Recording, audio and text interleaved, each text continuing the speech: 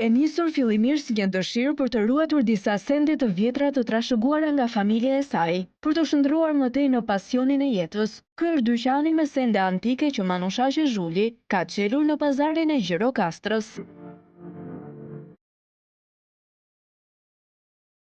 Mbi 40 vite punë dhe përkushtim në mbledhjen e objekteve të vjetra, Manushaqja rrëfen se në dyqanin e saj gjenden sende të shumëllojshme që dëshmojnë historinë e zhvillimit të Gjirokastrës dhe të zonave përreth.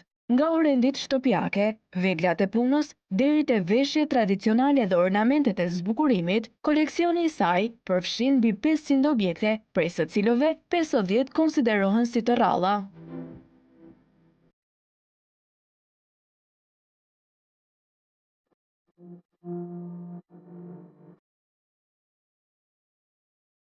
Si ka lindur ky pasion? Është shumë i hershëm tek mua, sepse jam rritur në një familje me sende antike, të trashëguara brez pas brezi. Doja t'i kisha dhe këtu në familjen e burrit dhe kam shumë kohë, kam shumë shpejt që merrem me këto.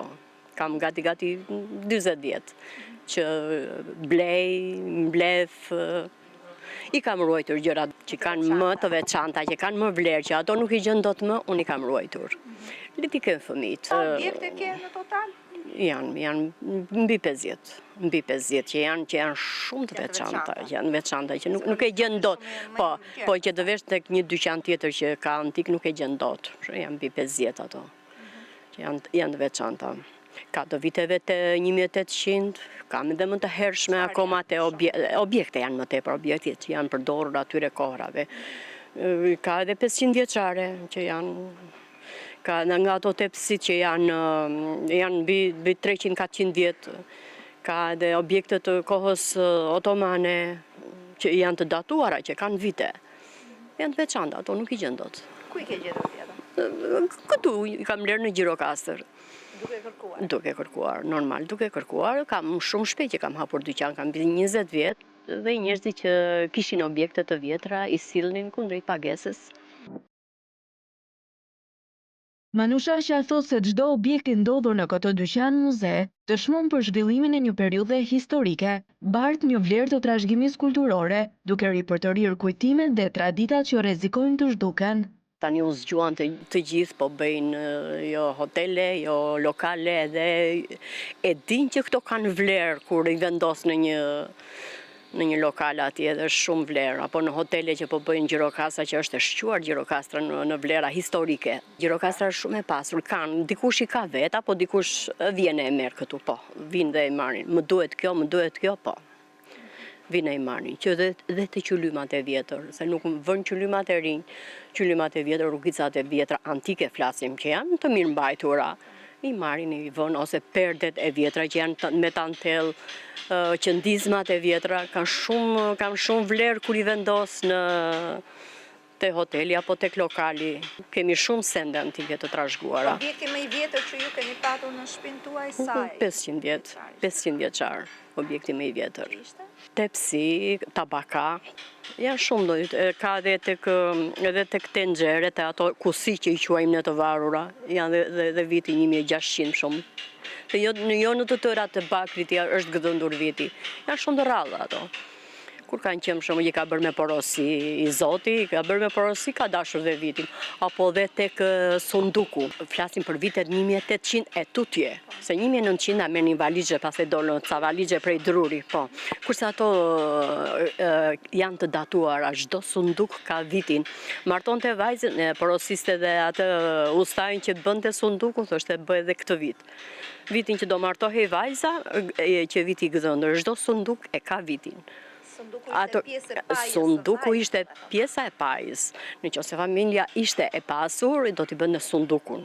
Sunduku i madh, nëse ishte familje që jo e kamur, një valizhe të vogël ose një sunduk të vogël. Po gjithsesi viti gëzëndej atje. Kishte shumë kuptim viti. Të familjes time kam të vitit 1500, 1500 e cakshëm.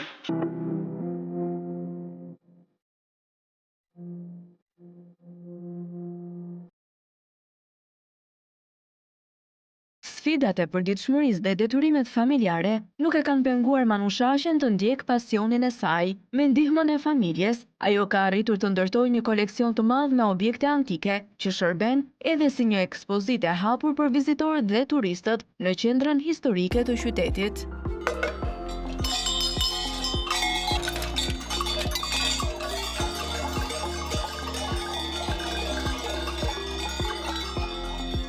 Është ngarkesë shumë e madhe që të mbash dhe shtëpi, të mbash dhe biznes, të bësh dhe punën e dorës siç e bëj unë këtu, se biznesi do për kushtim, do të pastrosh, do të sistemosh, ka shumë punë. Është shumë e vështirë. Po është dhe e bukur, sepse kur e ke pasion, e kalon atë. Të kam mbështetur familja? Normal se pa mbështetje nuk i bën dot, se këto duan investim. Po fëmijët e kanë trashëguar të pasion? Po. Fal fëmijëve jam këtu ku jam, fal fëmijëve. Burri fëmijët më shtesin, më kanë mbështetur gjithmonë dhe në kohë më të vështira. Se jo gjithmonë e ke lekun kur të vjen mall. Malli më ka ardhur, objektet më kanë ardhur dhe nga fshatrat dhe nga larg, për shembull.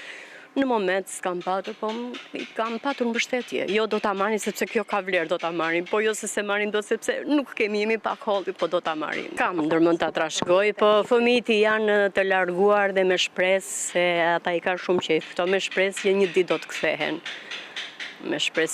të kthehen. Dhe ta kenë. Kjo është pasuri shpirtërore më tepër. Unë e kam si pasuri shpirtërore. Nuk është se ka shumë pasuri monetare, por ka shumë pasuri shpirtërore dhe unë jam plot e mbushur me pasuri shpirtërore. Janë të lodhur njerëzit me modernen. Të huajt janë të lodhur, e kanë modernën andej nga vinë, kurse antiken, origjinalen e shikojnë këtu. Dhe e shikojnë këtu të dyqani që është një gjë autoktone, është shumë e bukur. Din ta dallojnë ata.